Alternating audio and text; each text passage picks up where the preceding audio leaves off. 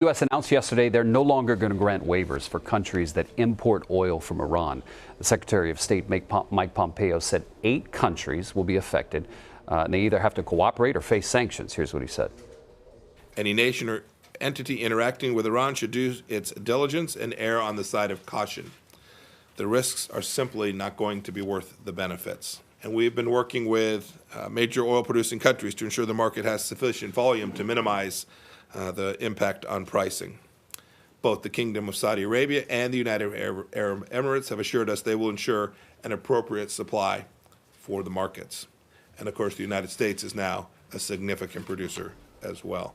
So the impacted countries importing include China and some of its allies like Italy and Greece. The waivers expire next week. The U.S. claims the move will not disrupt the oil markets. Let's talk more about this with Behnam Ben Taleblu. He's in Washington. He's a senior fellow at the Foundation for Defense of Democracies. So let's run through the countries one more time. What are those on the list that either need to get in line or get punished? Good morning, David. Great to be with you. Those countries are essentially the same exact countries that had received waivers for making significant reductions of their purchases of Iranian oil back in November.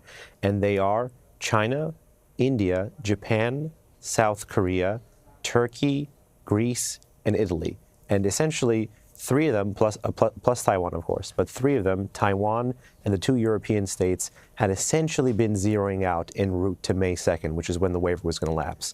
So most of official and unofficial Washington had been rumored that we were going to expect to hear 3 waivers, 5 waivers, but the push to 0, I think, is consistent with the administration's desire to get to max pressure with Iran, which is what they call their pressure policy since they left the nuclear deal on May 8th of last year. So, look, I feel like going back to George W. Bush, we're constantly hearing on pressure on Iran, pressure on Iran, pressure on Iran.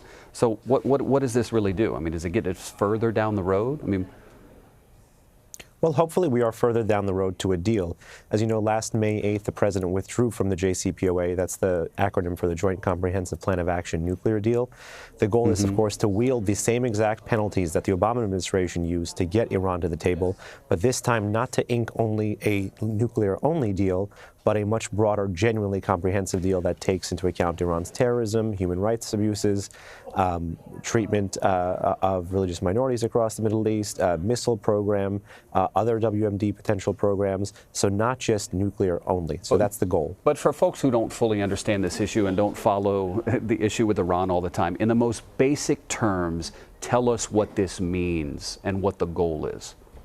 This means that the U.S. is using market dynamics, sanctions, and basically risk to make sure that countries that provide Iran with its biggest source of revenue, petroleum dollars, no longer are able to provide Iran with that money, and to make Iran feel the pain of not having that money and bring them back to the negotiating table. Does this have the ability to cripple Iran in ways that moves prior had not done?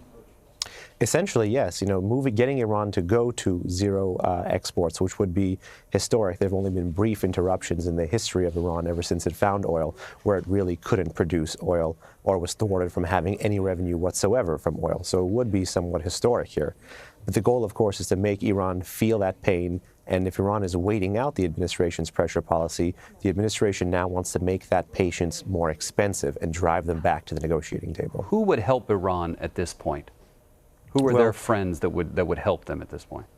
That's an excellent question, because even U.S. friends here may not want to fall in line. Of course, with the oil trade, it's not just the shipments of oil, it's not just the payments, it's if these countries have paid in advance for oil and if they store it offshore. So there could be a whole network already of oil sanctions busting, tankers that turn off their transponders and basically wait and serve as floating storage, as well as on land. Of course, Iran has an array of illicit networks in Turkey, in Iraq. Turkey, of course, is another country. I don't believe if I mentioned it or not in the initial first list that does get the waiver from Iran. That does get the waiver from the U.S. for Iranian oil.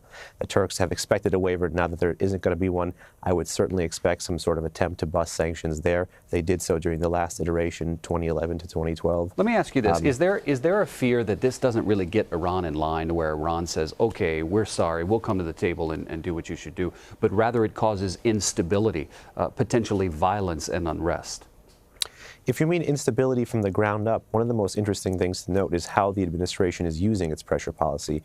Organically, basically since December 2017, there have been blue-collar protests in Iran. These are, protests from the outside in. So domestically, from underneath the regime, there is pressure, and from above the regime, from abroad, from international sources, there is pressure. And the administration is hoping these dual sources of pressure could constrain the government in Tehran and bring them back to the negotiating table. Last question. I've got 30 seconds. In trying to hurt Iran, is the U.S. hurting any of their allies?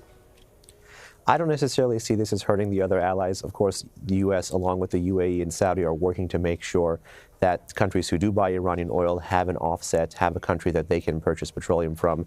There was a story about a few weeks ago about South Korea, which uses Iranian condensate, which is a form of ultralight oil. Okay. Now South Korea is getting American ultralight oil. Interesting. Behnam Ben Taleblu, thank you for your time and the context on this issue.